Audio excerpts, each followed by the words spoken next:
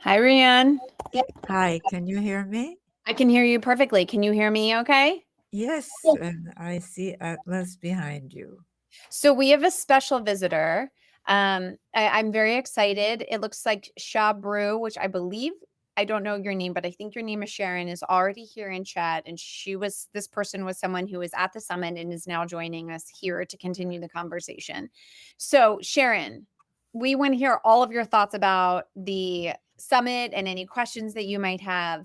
But before we do that, I have my own duty and responsibility as a primary caretaker of this little cherub.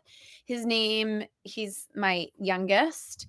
And when I think about all of the things that I'm trying to do, from raising money for hospitals in Southern Sudan to trying to develop a new world order, I still believe one of the most important things that I deliver to the world is a son who asks questions of himself and the stories that he has presented differently than previous generations. And so here is this little experiment of mine. And his homework assignment today has two questions for the adult and the hand. And I'm enlisting Riane as an intern for the feedback for how we're going to answer the questions. And the first question is, and Sharon, I would love your thoughts, and anybody else who wants to weigh in on this, but it's specifically geared toward an adult.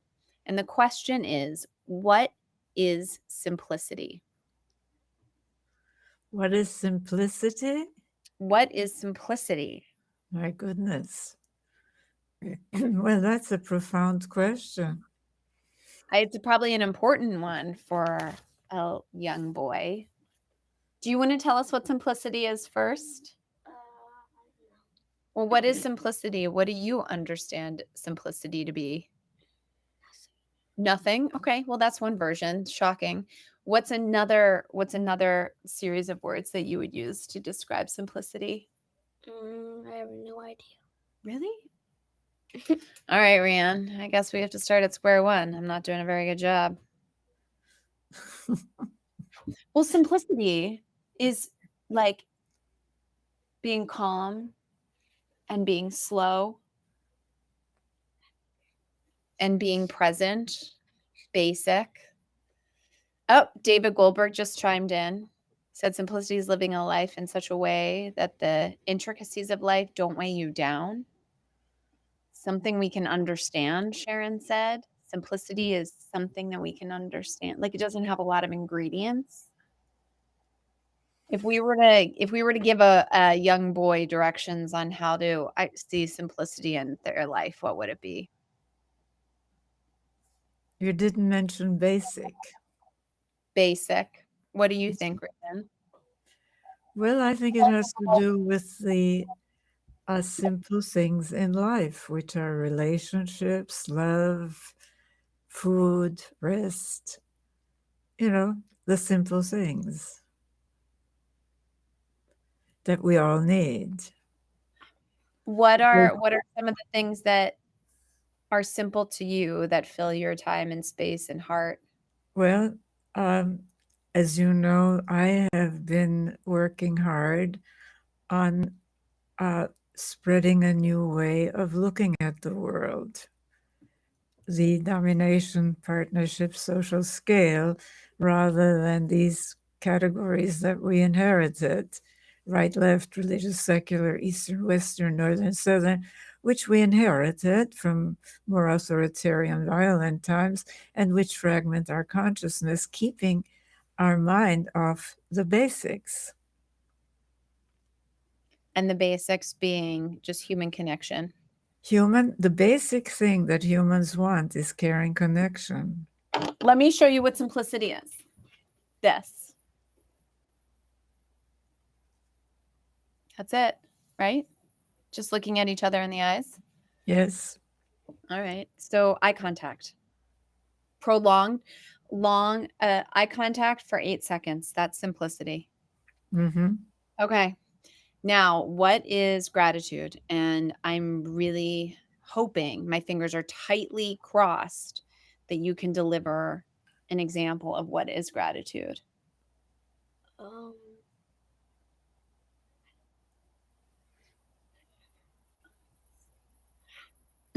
Okay, I swear to God, we do talk about these things all the time.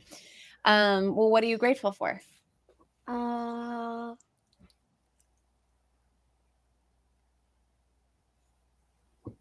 mm,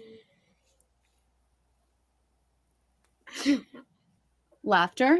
mhm, Your mama? mhm. Okay.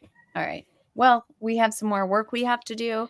Sharon says gratitude is the state of a camera.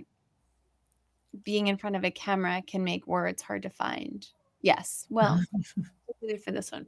Okay. We will work on this. Scooch, enjoy dinner. If we had my daughter on here, she would not stop talking. Anyway, Riane, congratulations on your, thank you for that homework assignment. Congratulations on your summit. Well, thank you. And I want to find out how it went when you streamed it. Well, it was fascinating.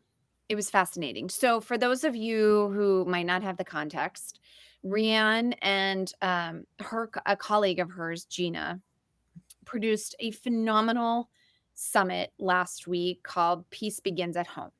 And the title is rooted in that both peace building is rooted in the most intimate early stages of caretaking. And that is also where violence and binary thinking and domination thinking can start to grow.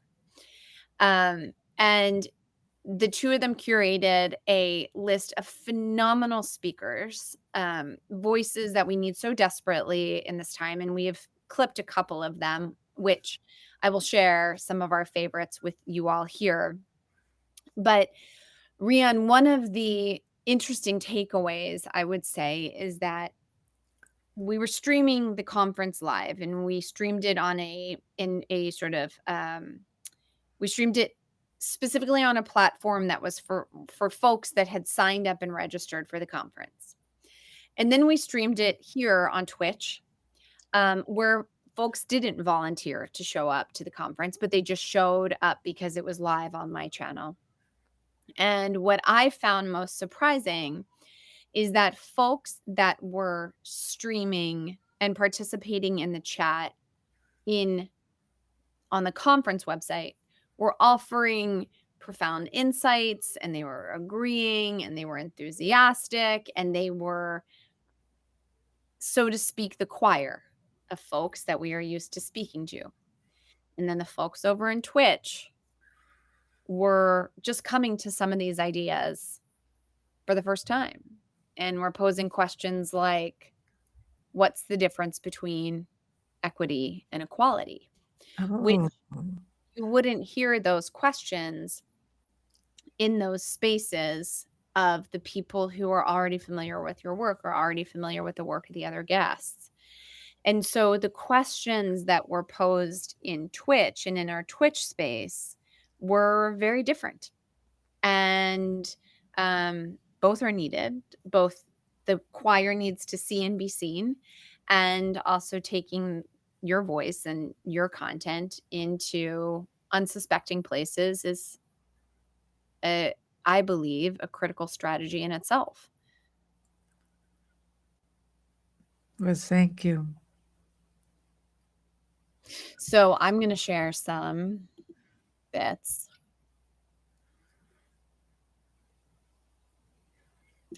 This is one piece that there were so many. There were just so many. But this is one comment that I really, really liked a lot. There we go. And it was about the importance of women leaning on other women, or women hearing from other women, and how mothers, and I believe this is a universal thinking and a universal knowing and intuition. But let me press play. It's going to be a very short clip. It's about 30 seconds to a minute. She'll be cut off on both sides. We haven't edited it yet. The children say, And what we learned, mothers trust other mothers most, followed by teachers and then other family members. And they were very, Oh, wait, let me restart that. we did a survey with over 1,000 concerned mothers of adolescent boys. At that time, adolescent boys, because they were more prone to tend to join radical groups, extremist groups. And we explored what these mothers feared, these concerned mothers, whom they trusted, and what they needed to keep their children safe. And what we learned, mothers trust other mothers most, followed by teachers and then other family members. And they were very, Riane, what do you think that it's sort of intuition that knowing is about mothers knowing and trusting other mothers? This strikes me that across political boundaries, religious boundaries, socioeconomic, ethnic boundaries, that there's this intuition that women have when they get critical feedback or warnings or ideas from other mothers. Well, the assumption is that these mothers are not traumatized to the extent that they go into denial about the importance of care. And the experience of motherhood, as you exemplify, is, of course, the experience of caring. Caring for a human being that we are charged with caring. So I can see why they would trust other mothers more, because they would share, I hope, that experience. Talk to me about what you mean by assuming that women understand the importance of caregiving, caretaking. What is your flag about women being potentially traumatized? Well, in some cultures, and we've inherited this in our culture, caring is really conflated with coercion. You will do as I say, with obedience to orders. And children certainly need some limits, but what experts in the field tell us is to switch from authoritarian parenting to what they call authoritative parenting. And there are many definitions of what authoritative means. And it's like, in a way, flying the airplane while you're building it. But basically, it's very hard for mothers to, unless they're really traumatized and unless they have learned in their own childhoods to conflate coercion with caring, to do that. So the aim is to unconflate that and to not normalize domination and violence. Because once we accept that domination and violence, we're primed to accept war as, just the way things are. There is somebody in the comments who is from Bolivia, and is a father of 11. Wow. Which, as they wrote father of 11 in the comments, right when you said building the plane while flying it. But I'm very curious. I'm very curious how a father of 11, one, found Riane in Bolivia. Where in Bolivia are you from? How did you find out about the summit? How did somebody who is a father of 11 building the plane while flying it find out about the summit and watch all of it with 11 kids? But I'm curious to know what some of your big takeaways were. And Sharon, I know you watched the whole thing too. I would love to hear from you about if there was anything that you thought about when you fell asleep at night. That's often like my metric, or like the thing that you think about when you first wake up in the morning and you're brushing your teeth. Like, what is the thing? But please feel free to offer some more thoughts. And I am also curious about how either one, women depend on other women in Bolivia, but specifically,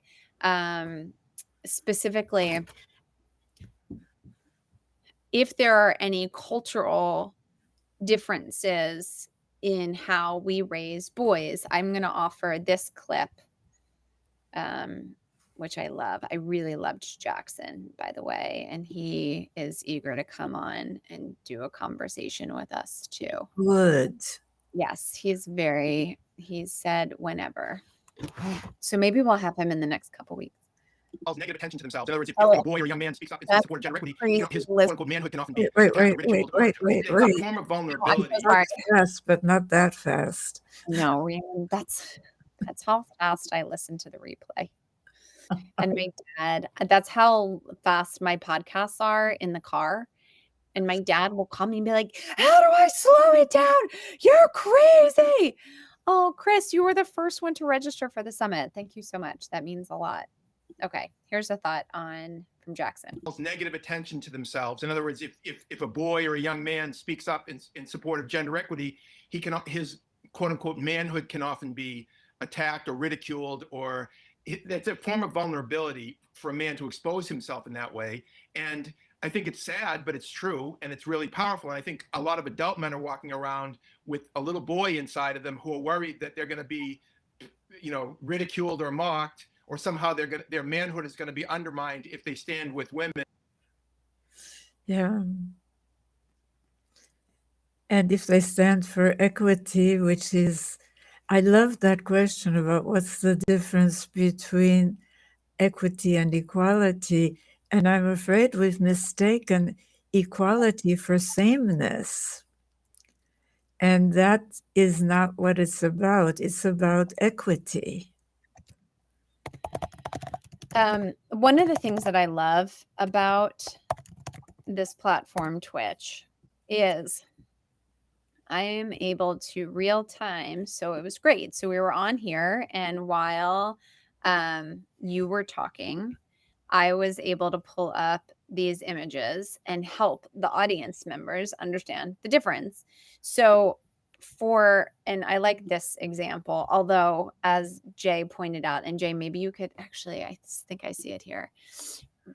We have gotten, oh shoot, I missed it. Hold on, guys. It's worth it. Because I do think it is first quality images.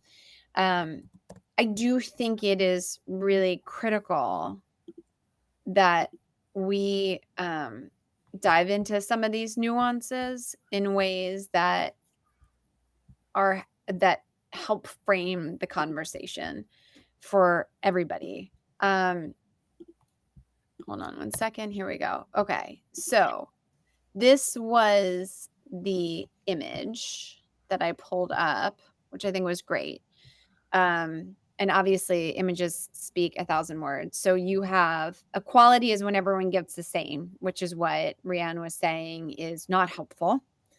And then you have equity, which is the person who wants to see the baseball game might need an additional box or two when the person on the left didn't need it. I think the image of reality does feel quite appropriate and on brand and accurate, that there's the 1% that just continue to get these leg ups when I hear about how many billionaires have made so much money during COVID and over the past 5 or 6 years. And as we're getting to a point in society where we're going to see breadlines, everyone's going to see breadlines every single day. That third image feels true. And then liberation being what do you need a fence for to begin with? Now, I'm not interested in getting into the nuances of whether or not a fence is needed or not, but I try to be in the business of freedom, of all of our freedom. I'm wrestling with my own chains, which are intimate and personal, and they've been gifted to me by my parents and by society, and by my own narratives and stories that I'm telling myself. But it was really interesting to, in the context of this conversation, pull up images like this. It felt like it was like, okay, we can have a quick classroom and it can be a little bit more of a tutoring session. Yeah, Sharon, I think this image, and then there's, and Jay, who's producing behind the scenes, I can't remember if we've since complicated it even more and added more boxes to the right, but if we are, it would be great for you to find it and share it with us. But Riane, what's your instinct to the differentiation between at least equality and equity here? Does this feel right to you? Well, I don't know that equality has to look like that, where everybody. I think it looks more like a baseline. Like I would. Uh, it's a difficult distinction, I think, and that's why I've learned to prefer equity to equality, because it shows that we pay attention to difference and that sameness, which is the boxes being the same. But I think that equality is used indiscriminately, whereas equity has a very specific meaning that is difficult to really not understand, that we're talking about helping people meet their basic needs. What about this one? Well, it's the same one. It is really dissing equality, which has been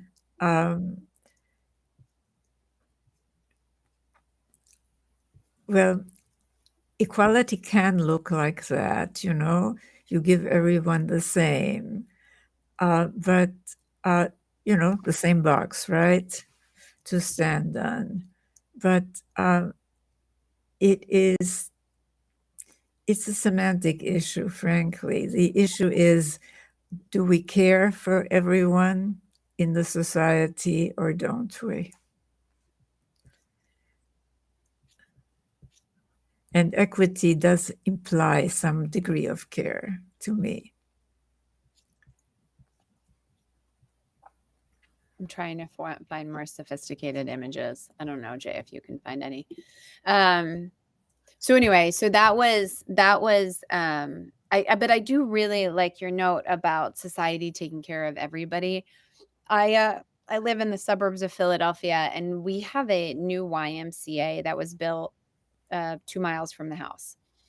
And I am really moved by the YMCA model. It is there's I want to say there's like 2,500 YMCAs across the country.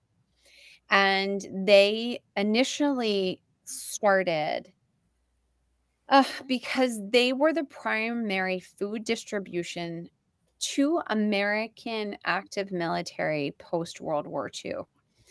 And they realized that communities around the country really needed some more support. When I think of YMCA, this is like pre the YMCA history. I think of like swimming lessons and places where folks can go and pick up basketball. I learned from one of the directors at the YMCA, the national federation level, that the YMCA is actually not just the folks that provide access to swimming lessons, but they're also the ones that came up and developed swimming strokes so that folks could survive. They are one of the only places, at least in our community, where it happens to be where you vote. I voted there today.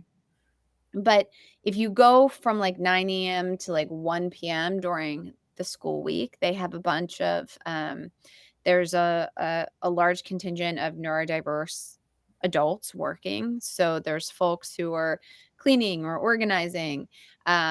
They're one of the largest providers of childcare in the country, and especially during COVID, as Jay pointed out.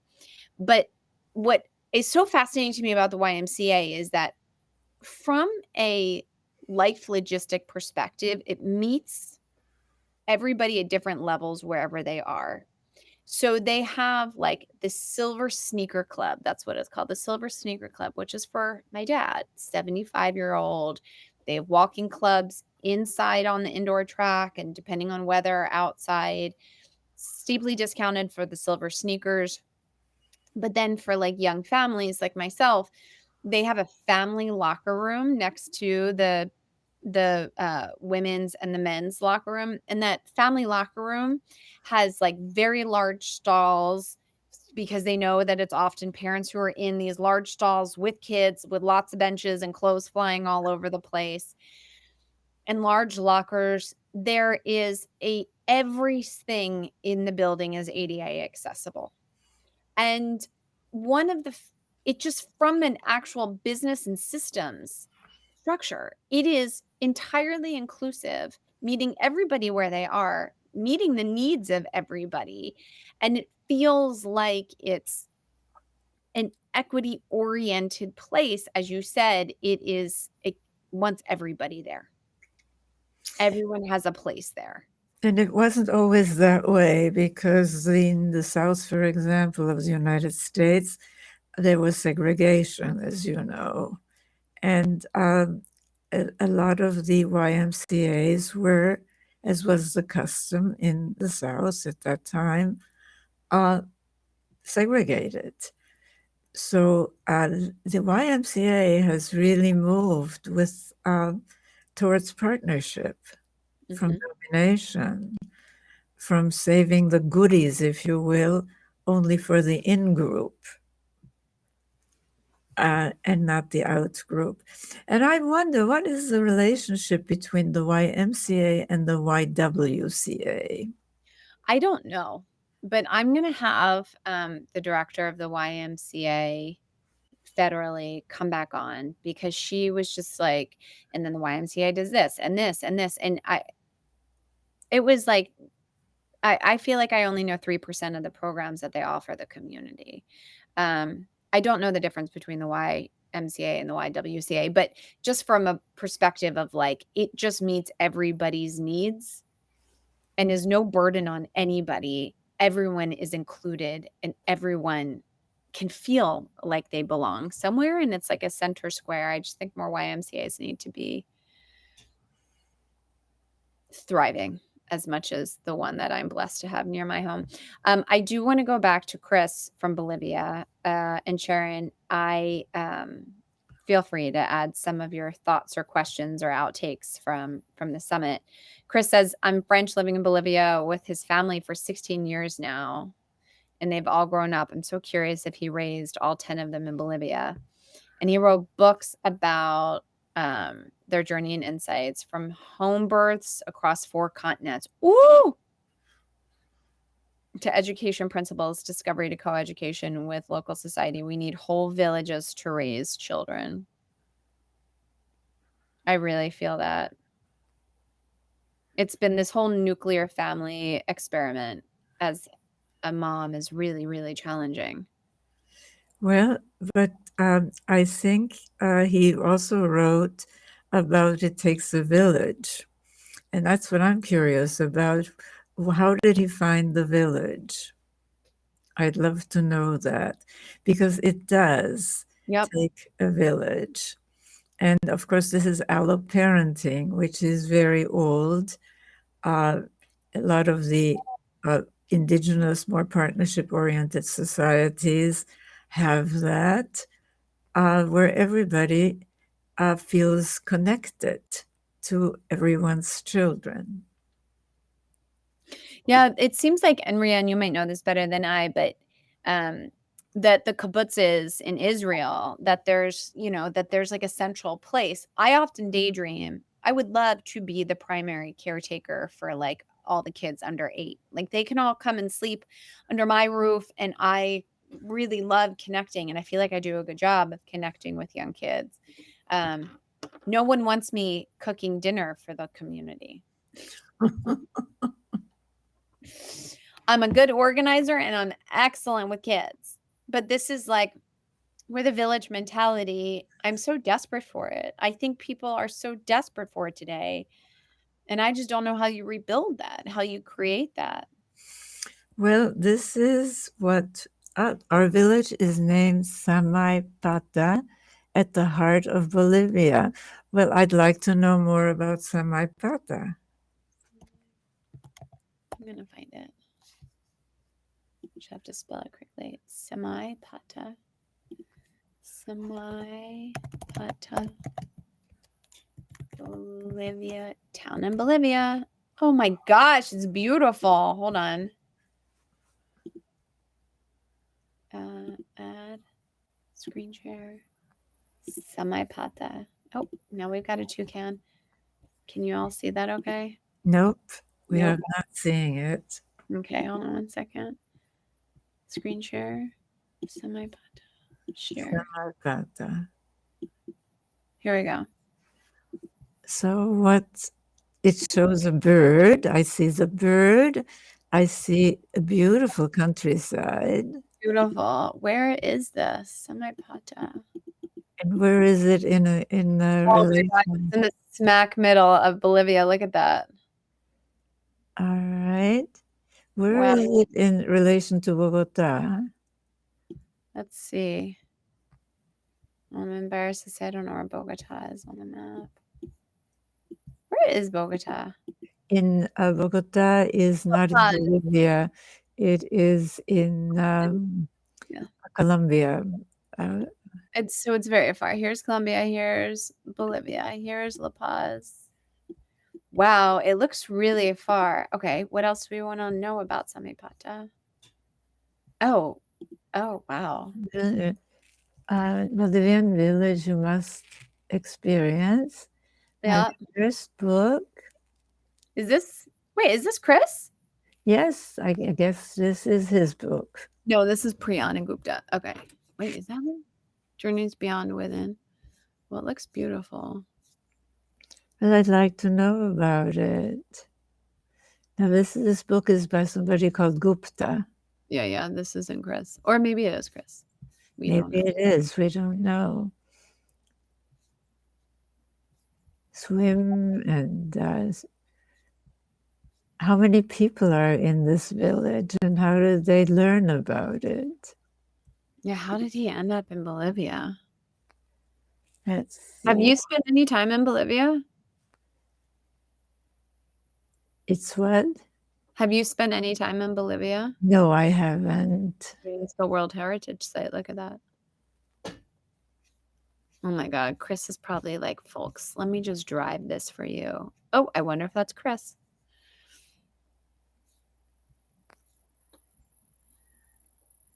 They Okay. have a viniculture. They have wine, I guess. This vini seems to be a wine culture.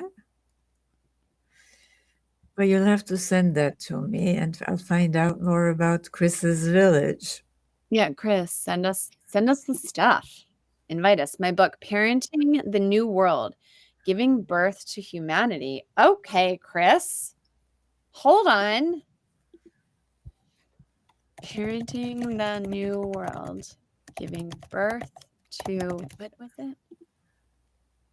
To a Thriving Humanity. Birth to a Thriving Humanity. Parenting the New World. Here it is. Here's Chris. Chris, did you know you were going to get this? Lights for the New World, Living Naturally and Peacefully in Adulthood. There he is. Parenting the New World. Well, this is fascinating. And when did the book come out? I can't tell. 2025. It's just coming out now. It just came out now. Well, I'm glad we're able to publicize it. Chris, can you send one to Riane? The Gift of Natural Education to Humanity. Parenting the New World. Show details. Visionary, inspired by the harmony with nature, a parenting mindset. Okay. Can I just say I'm going Based on love, respect, and cooperation. It sounds like partnership parenting. Fingerprints are all over this. Yes, well, it sounds wonderful. Riane, how does it feel that your ideas are also, manifesting in these kinds of books, I hope it offers you some relief. Well, look, first of all, these are universal ideas that we all have. So I won't claim for them, but I have provided a frame for them, which is partnership rather than domination, rather than the conventional categories which fragment our consciousness. So, yes, I'm very interested in that community. The thing is how to mainstream this and how to have a complex, not isolated society adopt institutions that foster partnership rather than domination, including our economic rewards, which leave out the three life-sustaining sectors, as you know, the natural economy, the volunteer community economy, and the household economy. So this is a completely reality stood on its head model, and we have to move on to one that includes, well, parenting for the new world of partnership rather than domination. I have a question, Riane. The clip from Jackson where he said, you know, so many of the adult men that he comes across are just their younger selves feeling insecure and feeling like they're going to get bullied or be made fun of. And I also like see that with my son too. We had our parent teacher conference 2 weeks ago, and she said, with some of his friends out on the playground, he's so vocal and he's so talkative, but when he comes into the classroom, he's really quiet. And I know he knows the answer. I know he knows 5 + 5 is 10 or whatever the answer is. And so we were workshopping what might be going on. And I asked him if he has any. And so we came up with a series of questions to ask him, like, are you afraid if you say the wrong answer that you're going to be embarrassed or that you're going to get it wrong or that other people are going to be judging him? He goes to a Quaker school. We spend a tremendous amount of time talking about gratitude, a tremendous amount. We model it all day. And he couldn't deliver any of the words. I know it's because he was afraid of messing up, failing, etc. And so in a way, I'm at this moment where I'm like, I don't want him to get trapped as this little boy. You're going to get trapped right where you are right now, right? Like there's some repair I'm going to do after I get off from here. Be like, we can try that again if you want to. Don't. But I know he's feeling bad that he wasn't able to deliver on here. And so when I think about how Jackson was like, so many of these adults are their younger selves being embarrassed. And I can't imagine though that there wasn't Jacksons in every single decade to date, or that there weren't Chris's in every single decade to date. To your point, these are not new ideas, but they're just like, are they just surfacing now, or has there always been this tiny niche in the segment of the population of people who have like spoken about it and kept it alive? But we weren't as polarized into domination and partnership as we are in the current world. We are seeing really the four cornerstones, family and childhood, they have a frame on the domination side, which is you start with where neuroscience tells us we have to start, with what children observe and experience. And so you control your children, right? Control what they learn, control the books that they have access to, etc. Gender, let's go back to this really, nature has dualities. Duality really isn't the problem. It's that there is no degree. I mean, what I've introduced is the partnership domination scale. And so it is, and in nature, there's no, there's hot and there's cold, there's night and there's day, but there are also degrees, right? So we are not used to thinking that way. But if you look at gender, you have to have very rigid gender stereotypes in domination systems, because how else can you rank male over female, masculine over feminine? And Gary is doing so much work on caring men. Caring men. Let me play this clip. Yes. Men in the door to do more hands-on care work, whether in surveys or listening to individual interviews with men. And what do we find? It's easy to sort of point at men and say, you're not doing your share, guy, which sometimes we have to do, not opposed to that. But more often we've got to look at the structures around men. Where do we see where men are doing more of the care work? You could start with the Nordic countries where it's pretty close to equal. So I'm sorry that the clip cut off. Riane, I sometimes daydream, often when I'm driving, that a lot of your theories around partnership and caretaking in the early 80s, you explained, a lot of the Nordic countries sought you out as an advisor. And you had offered some of your thinking, or more than that, to some of those countries. Is that right? Well, not quite, because a very close friend of mine, Hilkka Pietilä, was Finnish, and I used to go to Finland a great deal. But the movement towards partnership in the Nordic nations happened really independent of me. They don't really, they call themselves very often caring societies, which is very interesting. They recognize the importance of caring, and they're not socialists. They have a very healthy market economy precisely because they have paid parental leave, government funded for both.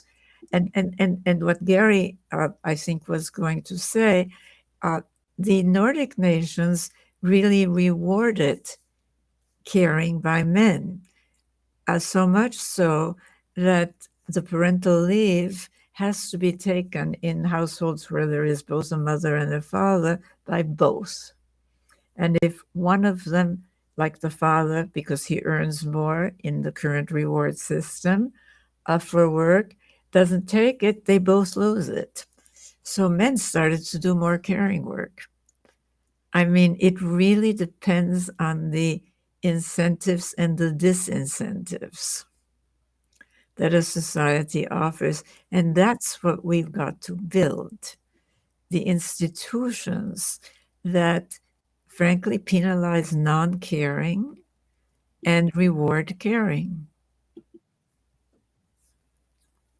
Care at home, because we signify care to children, to boys and girls, and in our workplaces. And if you watch it on television, we still too often signify care as being feminine, that men aren't supposed to do it, that we're not very good at it. If we look at the stories told on television, there's a lot of stories of bumbling dads, and we laugh about it because dads don't seem to know how to do stuff.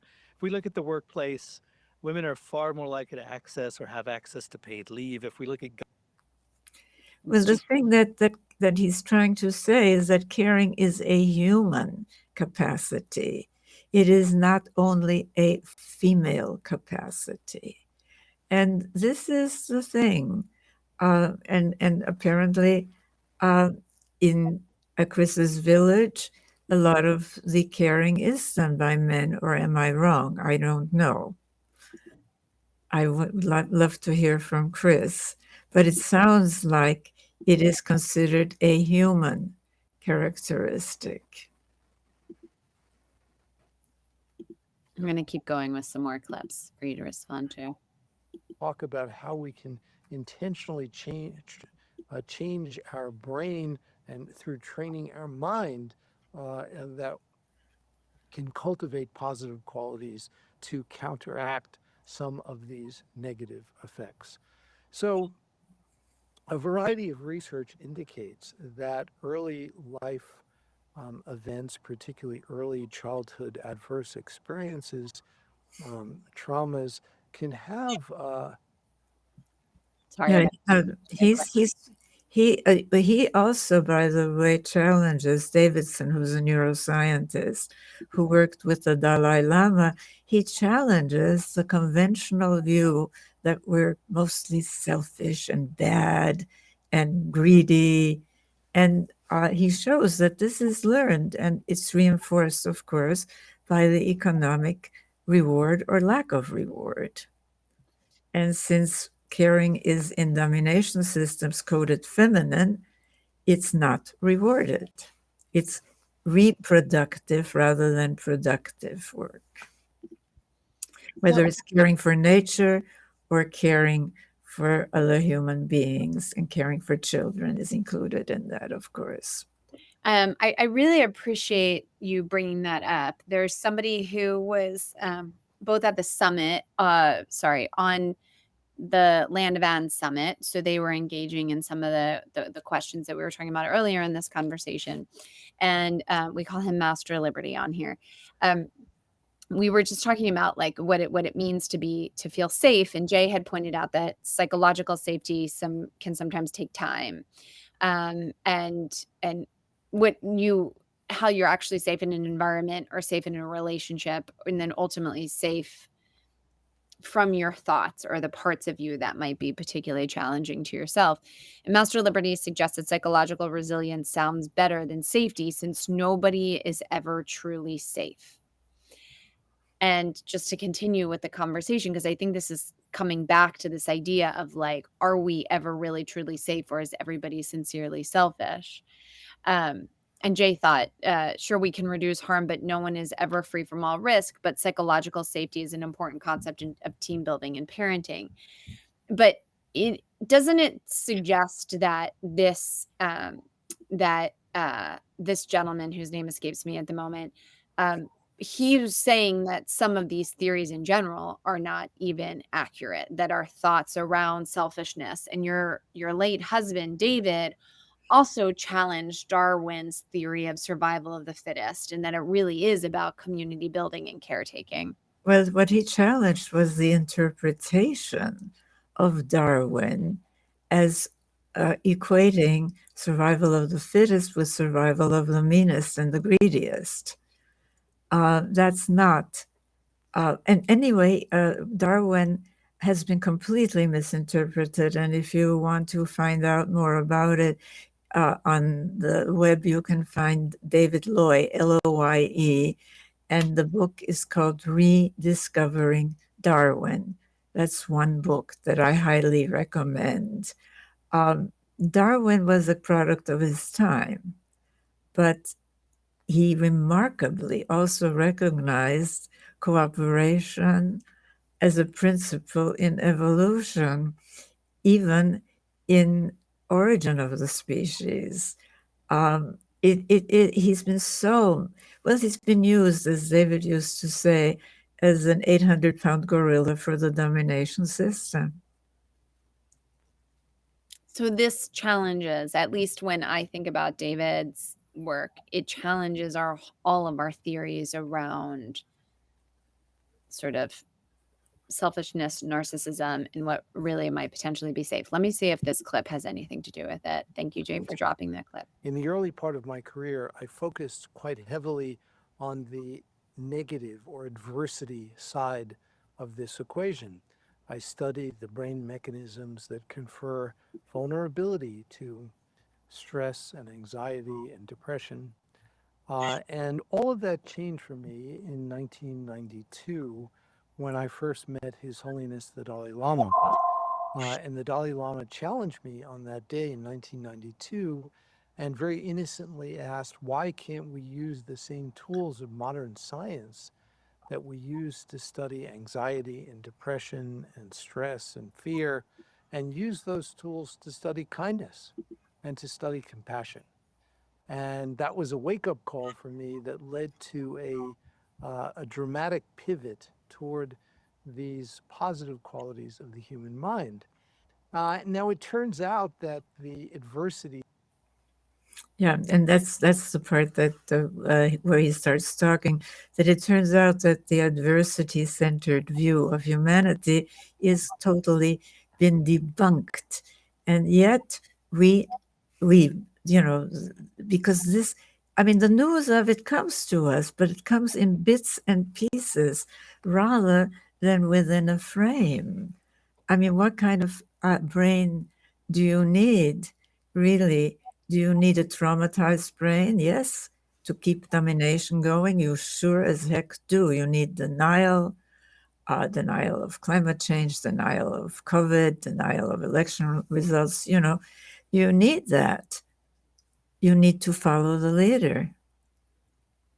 And you need to know that, what some of the so-called Christian, which are not Christian by any means of any way you want to interpret this, some of these, quote, parenting guides advising parents to accustom children, babies, 18 months old babies, to the fact that in their minds, the parents' word is law. The parents' word is law. You get that. You get caring and conflated with coercion, right? With obedience, rote obedience out of fear. And we mistake respect for fear. Mm-hmm. And that's part of the socialization. That's why it's so important to look at things like caring, which is coded feminine, to look at parenting, at caregiving, which is a human characteristic, rather than really a female characteristic. I mean, we may be, as women, I mean, we do give milk through our breasts, we do give birth. We may be more primed by evolution to be caring, but believe me, not all women are. And a lot of women really are not caring without the coercion. They conflate coercion with caring. And the name of the man is Dr. Richard Davidson. Thank you. Executive network and the default mode network. So those changes that can be influenced by exposure to early childhood adverse experiences are also networks that we know can be influenced by training the mind. And there is training that has been described in many of the contemplative traditions. Do you think we're going back to I mean, this is what I think about all the time. Like, do you think we're just going back to what we've always known all along? Like, there's just going to be this period of 5,000-10,000 years where we really hurt each other a lot. And then we're gonna get back to the egalitarian caretaking model because that's the only way that we're gonna survive. Well, I personally think that if you look at it in terms of evolution, the domination system is not adaptive. We're all interconnected now, not only by technologies of communication and transportation, but by technologies of destruction like nuclear bombs, like biological warfare, and more slowly by climate change. Nature is saying, hey, I can't take this. You better change or Or else, extinction or out. That's or right. else, idiots. Yeah. But see, that is not the solution, and neither is technology. Technology can help, goodness knows. But like AI, I mean, AI can be our friend if it's programmed, our helper, if it's programmed for partnership. But if it's programmed for domination, we have every reason in the world to be really, really very leery of AI. It depends on the programming. Can I make an attempt to bring it back to the election today? I Yes. just got a news push that I think the Democrats are going to win Virginia, which is really was the one state that I was quite concerned about. Hold on, let me see. time check whenever. But I think we won Virginia. It looks like at least a couple of hours ago, like we were going to win New Jersey, Mickey Sherrill in New Jersey. Looks like Prop 15 California was also going to pass. Yeah, Abigail Spanberger did just win in Virginia. I mean, okay, so the left had a moment today, a moment of like, I'm not exhaling by any stretch of the imagination. But I went to my polling place at the YMCA, my favorite place. And I asked when you walk into the aisle before you enter the voting area, there's a table on the left with the Democrats of Montgomery County, Pennsylvania, and the Republicans, and they each have their own pamphlet. I don't have it, but they sort of like, here, if you want to go down ballot, here's, and it's a very confusing off cycle. It's like, do we want this for the court of common pleas? Like, I can't follow it, and I pay attention. And so I was asking both the tables, because I'm like the local political talking head that they, I'm like, so how are folks showing up today? And they were like, oh, we've had record turnout for an off cycle year. They're at like 1,700 people showed up today. I was like, oh, that's big. So there's a lot of people showing up for off cycle. Great. And then I said, are any of them coming in undecided? Like, oh, tell me your perspective on this judge, or on the, your perspective on this comptroller. No one has any perspectives on these folks. And they're like, yeah, that's not happening. And they said, and the person who is in charge of the Democratic table is a woman, Suzanne. And so she pulled me aside. She goes, Jenna, everyone's already made their decision before they came in. I was like, that sounds right. And then she goes, and it's right down the middle. The ladies move to our table and get our cheat sheet, and the men go get the cheat sheet from the Republican table. She's like, no one is shopping for any decisions. Everyone is just showing up to support their teams. And I know. And so here we have record turnout. Great. All you care about what's going to happen, with the court of common pleas, the offshoot of the Montgomery County judicial system. But yet everyone is still so divided. Well, look, first of all, men really have to be told again and again and again that they may get a sop by, the sop being they get to dominate women and children in the quote castles of their homes, and if the regression has its way everywhere else. But they have to give no less than their lives, because some guy on top, right, because they're part of a domination hierarchy, wants more real estate, like a Putin, So again and again, men have to be told how really the system is bad for both women, men, and everyone in between. And it certainly is bad for our future, because it is simply incapable of pausing the institutions and changing them. It wants to go back to good old times like the 50s. There was a thing in the newspaper today on the opinion page about the good old 50s, and I lived through those good old 50s, and let me tell you, she is so right. They were not good. We have really moved forward precisely because of all the movements, the women's movement, the No Kings movement, the racist, anti-racism movement, and every single movement has been toward partnership, but we don't have the frame. So we don't have the economic rewards for doing what we're doing. We have to go to the forests of Bolivia, like Chris did, and good for you for writing your new book. But the question for us right now is to change our institutions.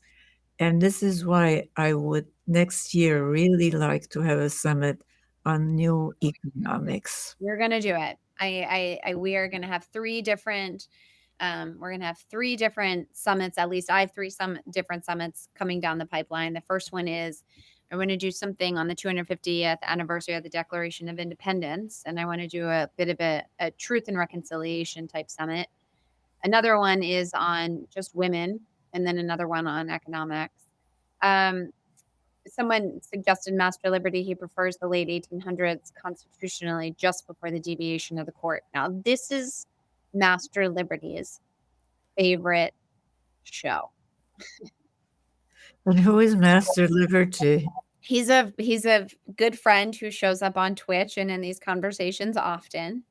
I've only met them in the comments, but he loves to talk about the Constitution from random dates in the 1800s. And it strikes me that he really knows where all the I's are dotted and where all the T's are crossed on some of those things.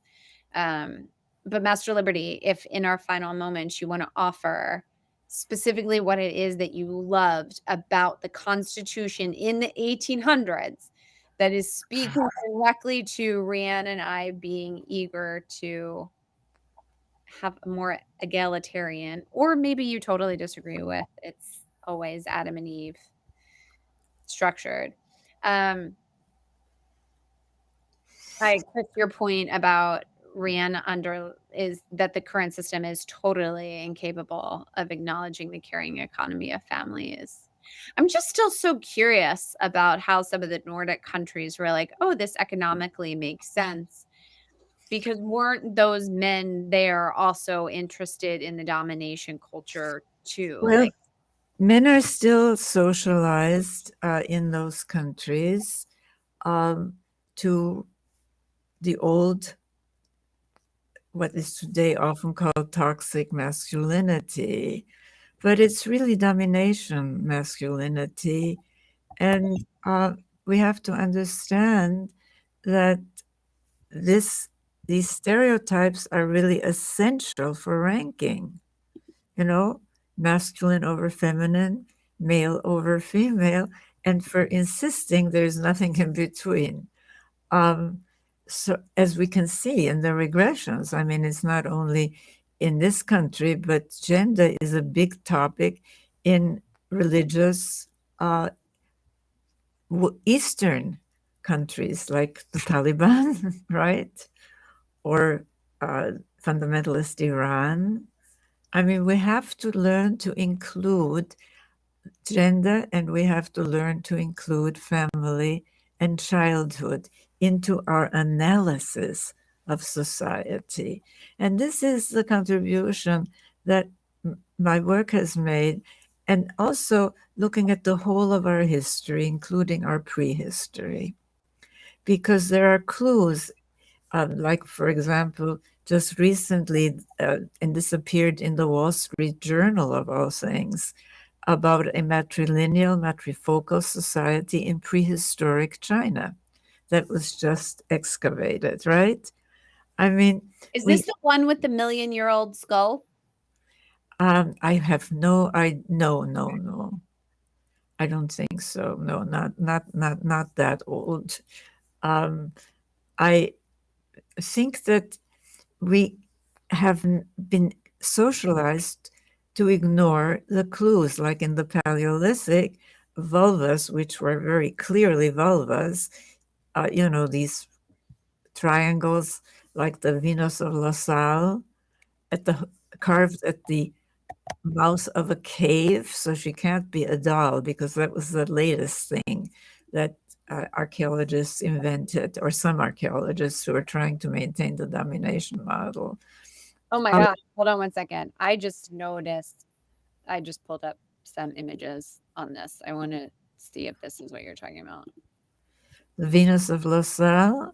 Oh, wait, With hold the on. vulvas, yeah. I mean, they're all over the place. And they're very clear. You know what the old archaeologists called them? Oh, there's the Venus of La Salle. But interestingly, go up a little. In Okay. that one, they only show her top. They don't show her Oh, there she is with her very clearly showing vulva, right? The third one up. But the clues are really there. I mean, you know, the vulva was very, very prominent in the Stone Age, in the Paleolithic. And women, an archaeologist who didn't publish this until he retired, okay, that goes to show you something, discovered that the fingers of male and female hands are configured a little differently. And that, guess what? He examined some of the handprints on the caves that have always been attributed to the males artists. And guess who they were? They were female hands. Wait, what am I Googling to see those? I forgot his name. It's in the epilogue to The Chalice and the Blade. And if you do get that, try to get a brand new copy.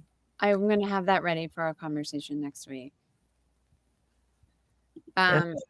I do want to, I want to, since I challenged Master Liberty to bring us back to the 1800s, and he did. What he said was in the 1800s, people were more focused locally, indoors. The system was encouraged to change via amendment, to change naturally rather than by the opinion of a court. Senate was still state legislature based. And so you were more focused on your local elections, which would be especially nice today due to the internet making all of our actions public. Okay, we're a big fan of local change. However, everyone's just banging the same drum over here. The 14th didn't apply the Bill of Rights to the states, was substantive.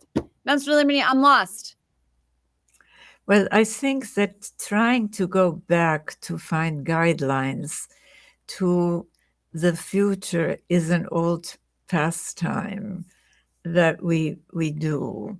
And there's certainly a lot of wisdom, like even in our scriptures, you know, where this overlay of domination, at the core of the scriptures are teachings of partnership, you know, do unto others as you would have them do unto you, love, caring, etc. But there is this overlay. So if you take the scriptures literally, you really have a trouble. And this is the same thing with the Constitution.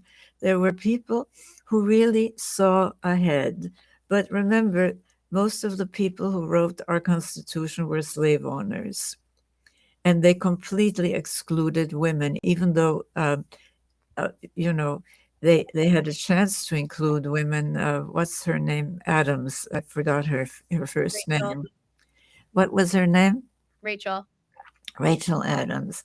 She wrote her husband, don't forget the ladies. Well, the ladies were beside the point. So there's only so much that you can really get. You have to take it in the context of its time. And while there were some forward-thinking people there trying, I mean, they really tried to avoid this theocracy, okay? Because they had experienced it. And in that sense, we can learn from them. But we can't really learn. I mean, if you look at the early constitutions, for example, only white men who owned property were voters. So, I mean, how much can you really get from this so-called originalist interpretation of the Constitution? You can't. You go back to a more rigid domination system.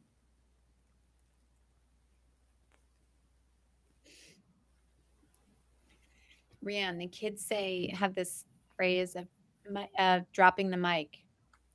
Do you know what that means? No?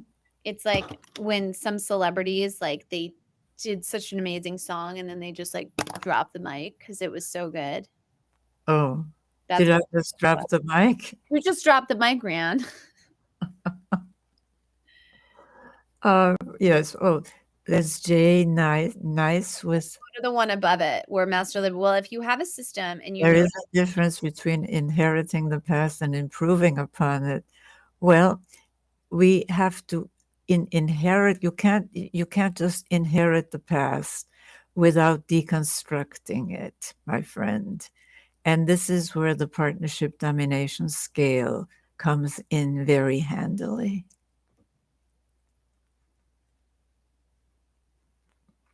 But well, if you have a system and you notice it doesn't work after a change, well, what does work mean and for whom? I mean, those are the questions that you really need to ask. After a change, then you analyze what it was like prior to the change. We learn from history, not by taking its sins, but its wisdom. Well, yeah, I guess, but the wisdom, even the wisdom of the founders of this wonderful country, envisioned only white propertied men voting, right? So how do you distinguish? That's the issue, and that's why we so urgently need a different frame. Because you everybody always goes back to the same thing, what we inherited, and there's good to be found in religion, certain of love and of caring and of do unto others as you would have them do unto you, but not the overlay which vilifies woman. Eve is blamed for all of our ills, like Pandora, or like Odysseus, the hero. I didn't realize this.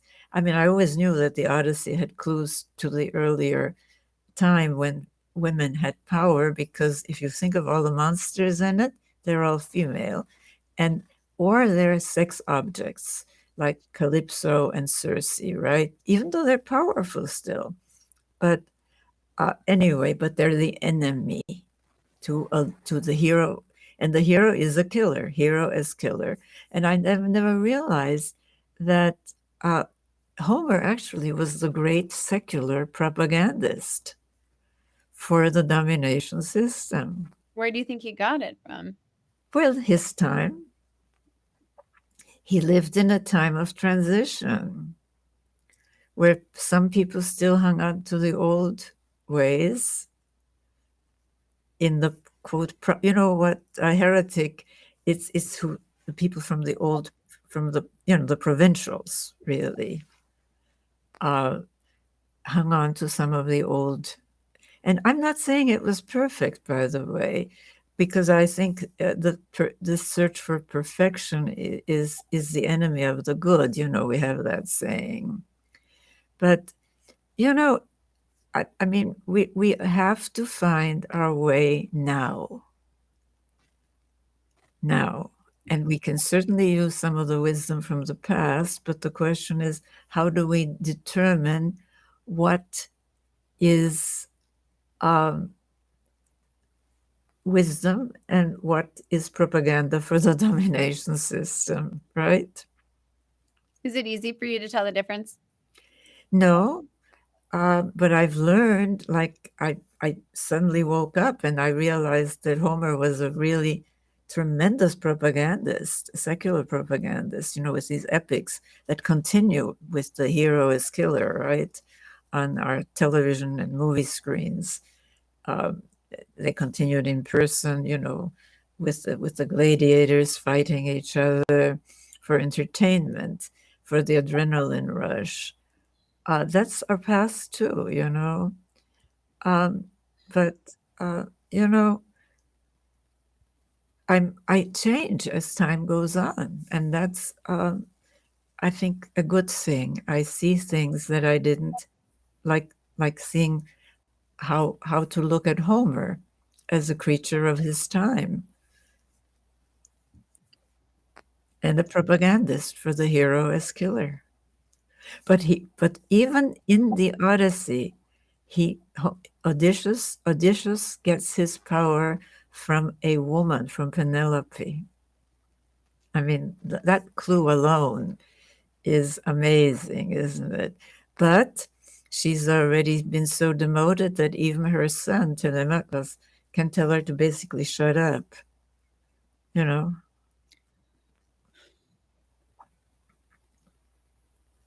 I have such issues with the obsession with Greek mythology and those stories.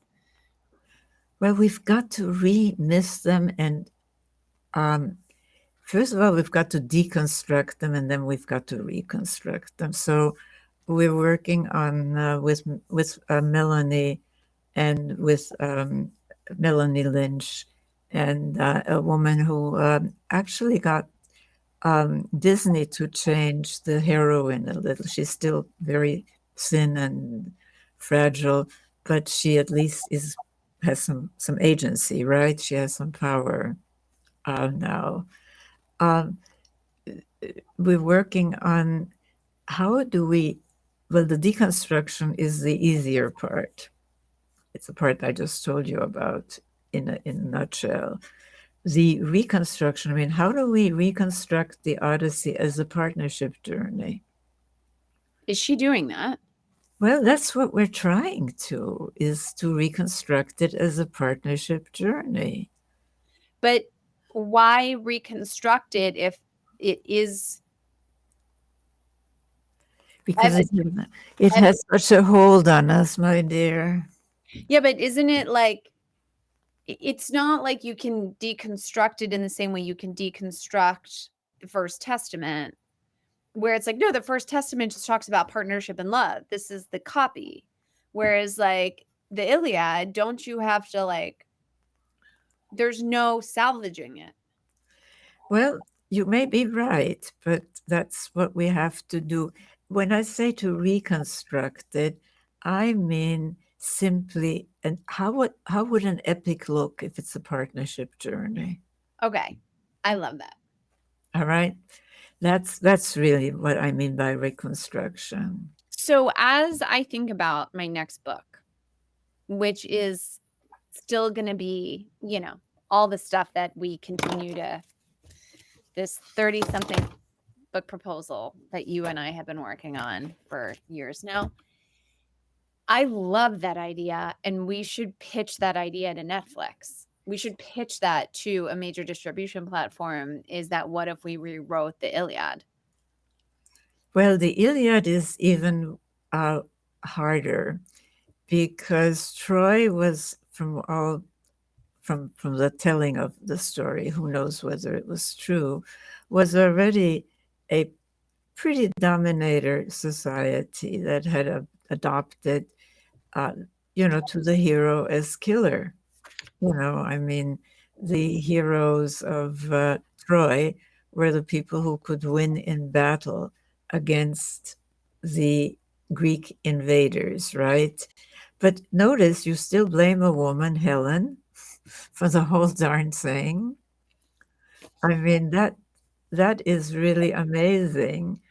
And of course, it starts with this moral question, and I put this in quotes, of whether the hero or the king should get a slave, basically a looted, goods of war. She's a prisoner. Nothing about how she might feel about this. I mean, she is out of it. The moral question isn't about why doesn't she have a voice? Why is she a slave? Why does she belong to either the hero or the king, right?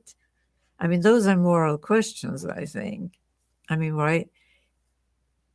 Nothing like that. The moral question is, should the king or the hero get her? They're both on top of the pyramid, right? Both parts of the in-group. So morality is a question of the battle between the king and the hero. There's some of our friends have to leave. Chris, come back, and Sharon, come back. You saw the email with the other dates that we're going to be here talking to Riane. Definitely come back and bring friends. Okay. Yes. I do love what Chris said. He said that the wisdom is in us, that we have the wisdom. Of course, we have the wisdom, and if people weren't traumatized into by fear and by force and by the economic reward system, which poverty is traumatic, as the people who want to be the dominators know, and trying to get us to identify with those on top, right?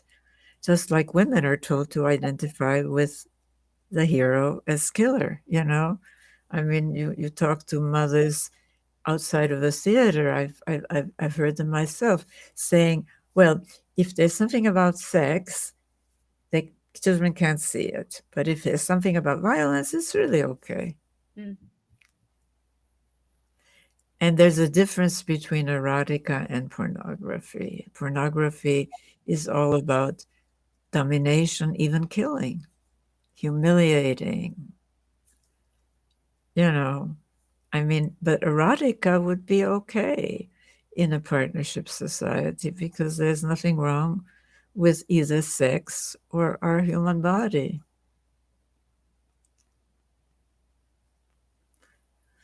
I mean, I could go on about the past because the norms were so different when I was growing up. Like, you couldn't teach school, for example, if you were pregnant, because you didn't want children to see that female form. Didn't you know that? My goodness. We don't know our history, do we? I mean, the Well, important.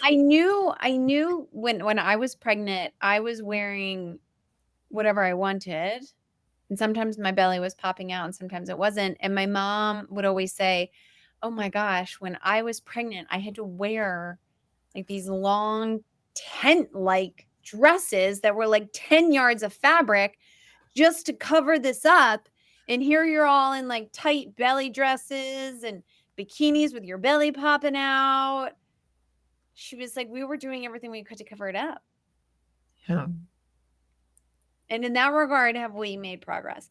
Of course, we've made progress in that regard. We didn't make progress in terms of what I mentioned earlier of having young women think that they're sexually liberated if they're flouting their body at men, like Cyrus does in that well-known video. Where I mean, he's an older man. He's fully dressed, and she's twerking all around him, scantily clad. And so that is not a model of sexual liberation, my friend. And she learned that, interestingly, but not at first. How do you define sexual liberation? Well, it certainly isn't the hookup culture, because that's really the one night stand, isn't it? Of no respect for the other. Thank you, ma'am, wham, bang, and that's it. I define it as equity and respect involved in all relations, including sexual relations. And what that looks like, I don't know. We'll have to experiment with it. But what does having sex for women? It's been a disaster because women still want love, all these romantic songs, but so do men. That's the interesting thing. I feel like they want to be seen just as much, particularly if they're the little boys That's from. right. So there has to be some degree of caring in the act of sexuality, and there has to be mutuality in the sexual act. Yeah. Riane, we've been on for an hour and a half. Okay. Oh my gosh, David Goldberg just mentioned, Riane, we must be seen. It's our deepest desire. Oh my goodness. Well, thank you, David. He had some other comments about how much he absolutely adores you. Oh, Riane, for those of you who are just participating or just observing in the chat, Riane is going to be on next week. Stand by. She has humorous sessions booked November 12th at 8 p.m. EST and November 20th at 7 p.m. EST. These are the bonus conversations after her phenomenal summit. We'll pull up some more clips.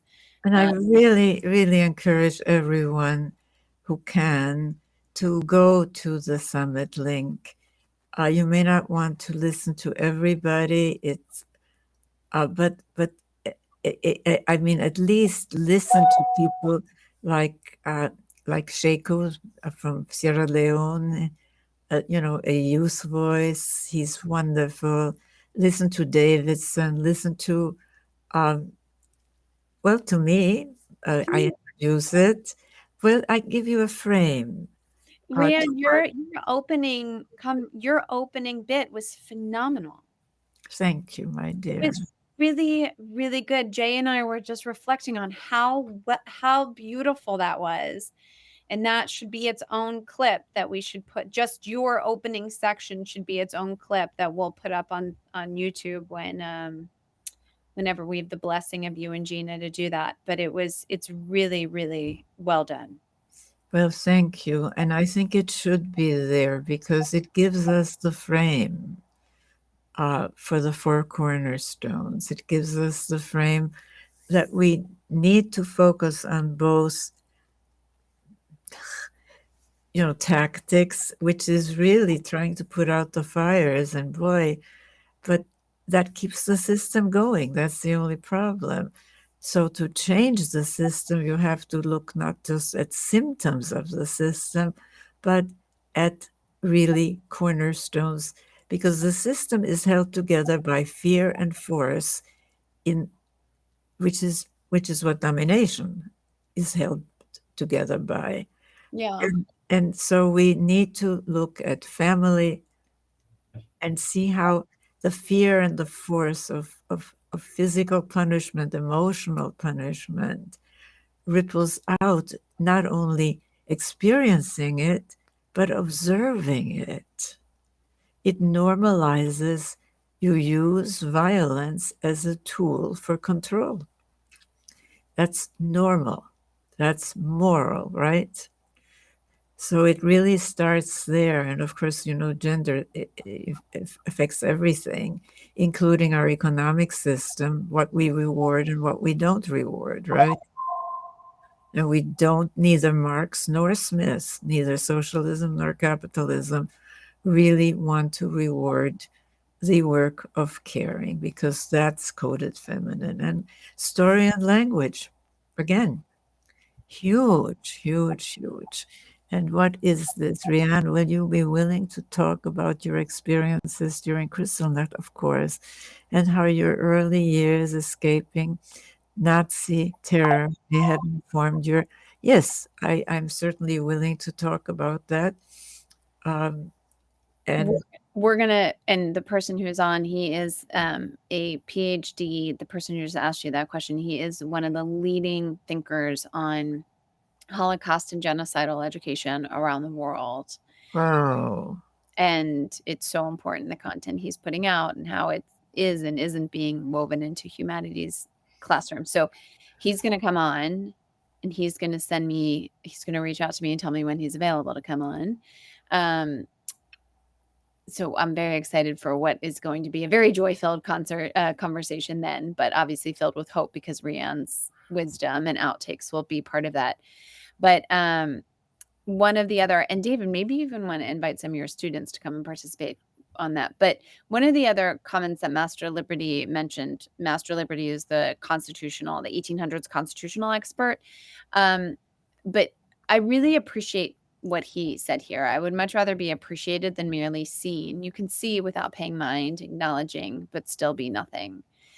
And I don't want to speak on behalf of anybody else, Master Liberty, but myself. But when I say see and be seen, the way I define see is that somebody sees me for me. There's a Sanskrit word that you've heard, namaste, which is I honor the light in you. I recognize that you and I are part of the same thing.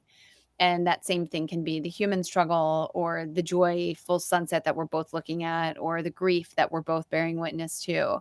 And so at least when I say it, and I wonder, and I bet David Goldberg, who mentioned their strongest desire is to be seen, is that to be seen is not just the like, I'm passing you at an intersection or in an aisle of a grocery store, but that I honor the humanity in you, that I see that. And that might not necessarily know all your intimate details, but sometimes when, particularly in a world that feels so heavy, and I had one of our guests on last week is the only doctor to 5 million people in southern Sudan. He's the only surgeon in like this huge, large swath of that northeastern part of the continent. And there's so little he can do. He saves lives, multiple lives on a daily basis, but he still feels like he's doing so little. And I asked him offline, like, how do you process? And he says, I just sort of make eye contact with someone and recognize and see their humanity. Not that I know their full life story, but that like sort of seeing. And if I may, I'll try to bring this full circle. I'm very excited about how I'm going to wrap this conversation up. But at the top of the conversation, we were trying to answer my son's homework assignment, which was the definition of simplicity, and simplicity being the very basic acts. And we were not very successful with him, but I offered a very physical moment with him, which was making eye contact with him and seeing him and him seeing me back. Doesn't mean that we are on the same page about whatever might be going on in my to-do list or what his insecurities were, but just acknowledging that namaste. And so the simple act of honoring somebody else's humanity to me is what it means to be seen. And I think that that's so important because I think I have again a mistaken often appreciation for agreement. And we don't have to agree. We can still appreciate each other as human beings, as being interconnected by our humanity, and not agree. So just whatever that's worth. Well, it's worth a lot. Master Liberty is going to come back. He teaches us so much. Riane, thank you for another hour and 36 minutes of your wisdom. And I'm so excited that we had somebody from Samipati in rural Bolivia here. You certainly blew wind into his sails to write that book. Uh-oh, Riane's out. Riane, your camera went off, but don't worry about it. I'm going to close. My camera went off. I don't know why. It's okay. It's not a problem. Still here. It's fine. So for all of you who want to continue the conversation with Riane, we will see you here next week on November 12th at 8 p.m. And in the meantime, you will see additional content on the Land of Ben, and we are so grateful for everyone's participation. Riane, you can close the window now if you want. And I will talk to you next week. And for everyone else, get some rest. And goodbye, everyone. And I'll see you next week.